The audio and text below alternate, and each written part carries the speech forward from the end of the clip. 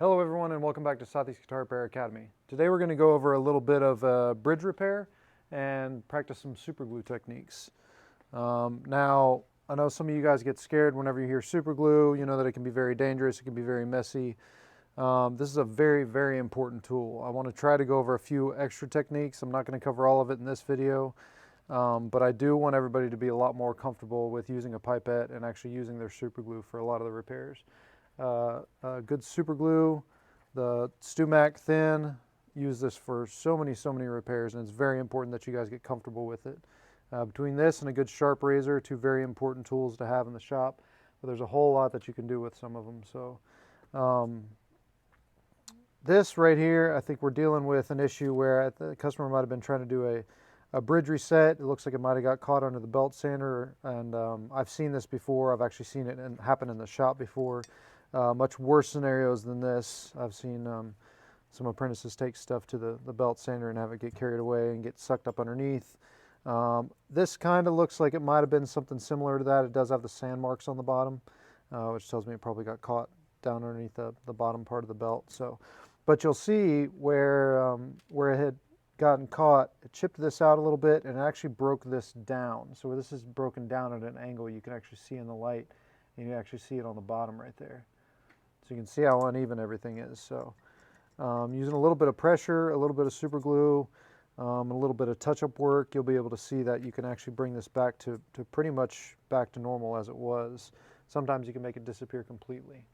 So first thing you would want to do is you would want to get your flat bar, your flat surface. Today we're going to be using this steel bar. We're going to put a little bit of wax paper up underneath so that we're not actually gluing the bridge to the bar, very important.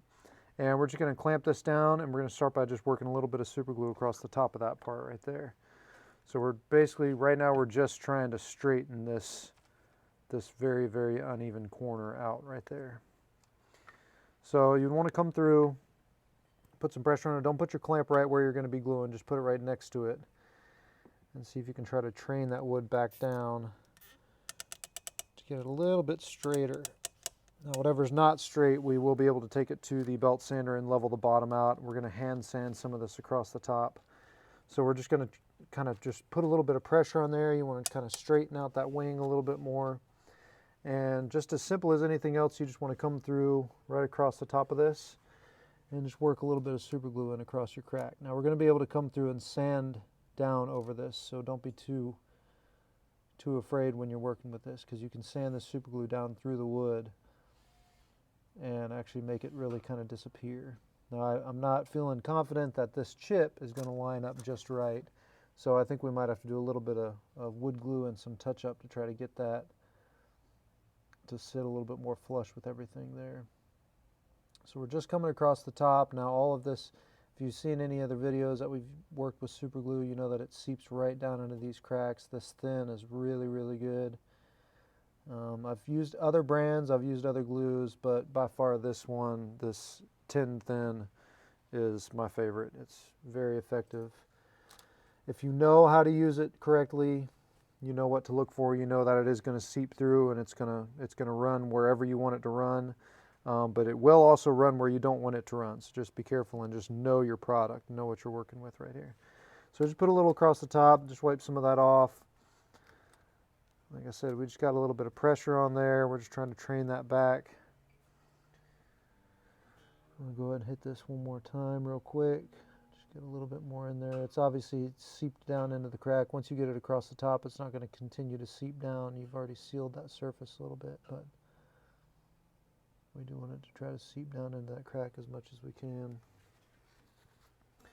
Just a couple coats on there. Wipe off any excess across the top. We're going to go ahead and accelerate this part.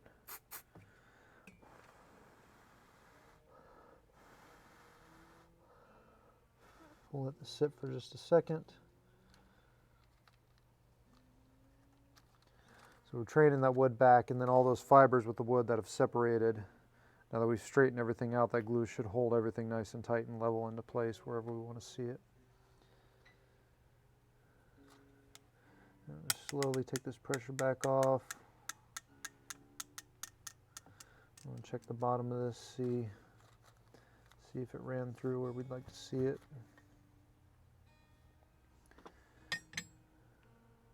can see it kind of came down a little bit into the fibers down in there. So it did help straighten that out quite a bit from where it was. We had a whole lot of rock going on. There was just a little bit there. It's still a little uneven, but also the bottom of this is very inconsistent. So, but you can see where that was sanded through right there on the edge.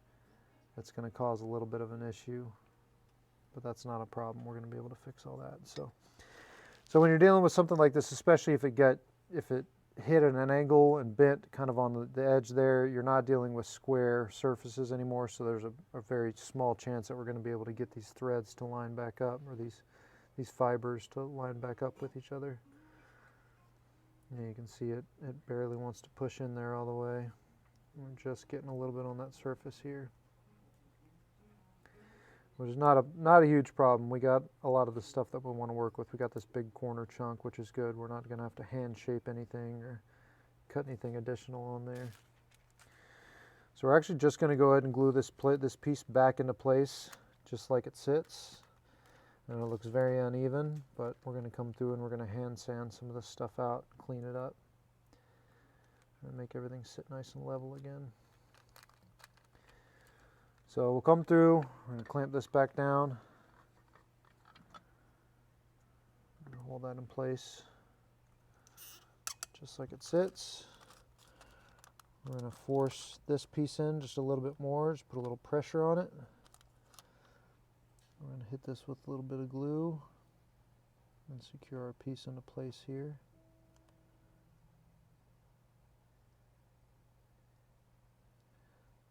Go ahead and you can really get it on there pretty heavy. Like I said, we are going to be sanding a lot of this back off.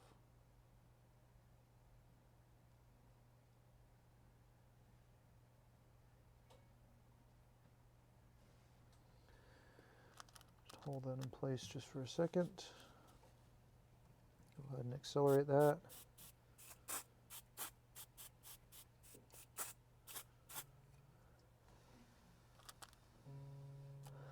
Now you're looking at this big old mess, wondering what we're going to do with it.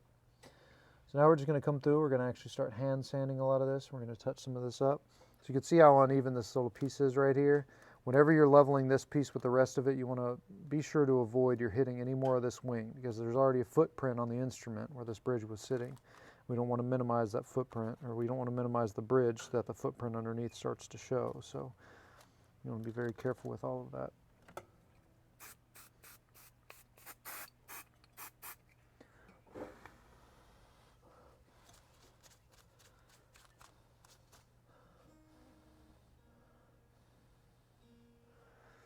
Now let's check this bottom side out and see where everything sits. We should have it seeped up underneath quite a bit.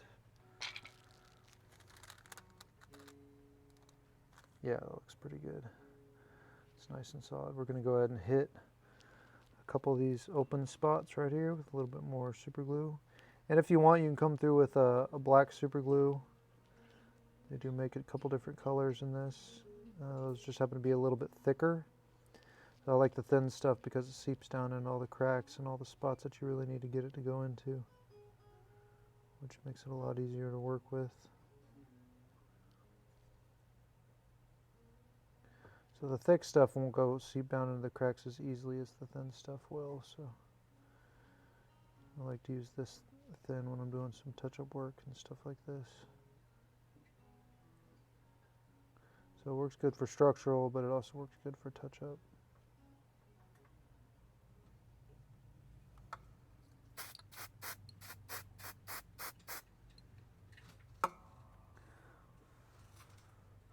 So now we're going to come through, we're going to sand some of this up and get it cleaned up, and then we'll worry about cleaning all this off the bottom right after we're done with that part of it. So let's come through. Probably going to start with a little bit of 220, and you can use some sanding blocks, some blocks with some cork, a couple different tools. As far as sanding goes, I keep this block that's got a little angle on it. It's got that round over. I know I've showed you guys this tool before. I'm going to block with a little bit of cork on it that's got some give to it. We'll use a little bit of our flat block to try to level this edge out right here. And we're going to see how clean we can make this look. So let's check our grits here. I'll probably use a couple pieces of scrap I got. Like I said, you want to start with something a little bit heavier. Looking not seeing what I want. So we'll go with, like I said, about a 220. 320, yeah, we'll go with 320.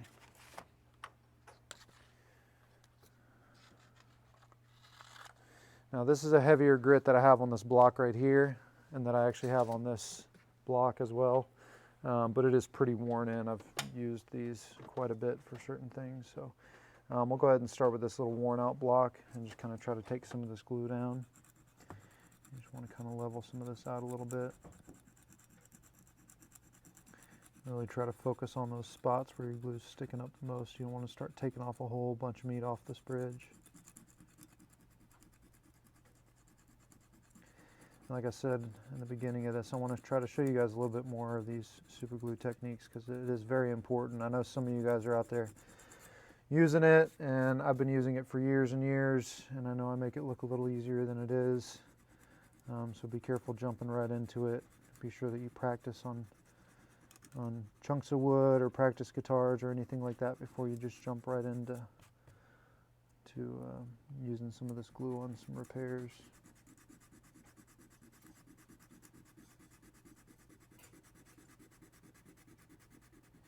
This is, like I said, it's a bit heavier grit, but that's just to get us to where we need to get. And then we'll touch this up with some lighter grits, kind of work our way up. 4/0 steel wool, another very important tool you should have in your shop. Use steel wool for quite a bit of stuff. Finishing stuff, cleaning up stuff.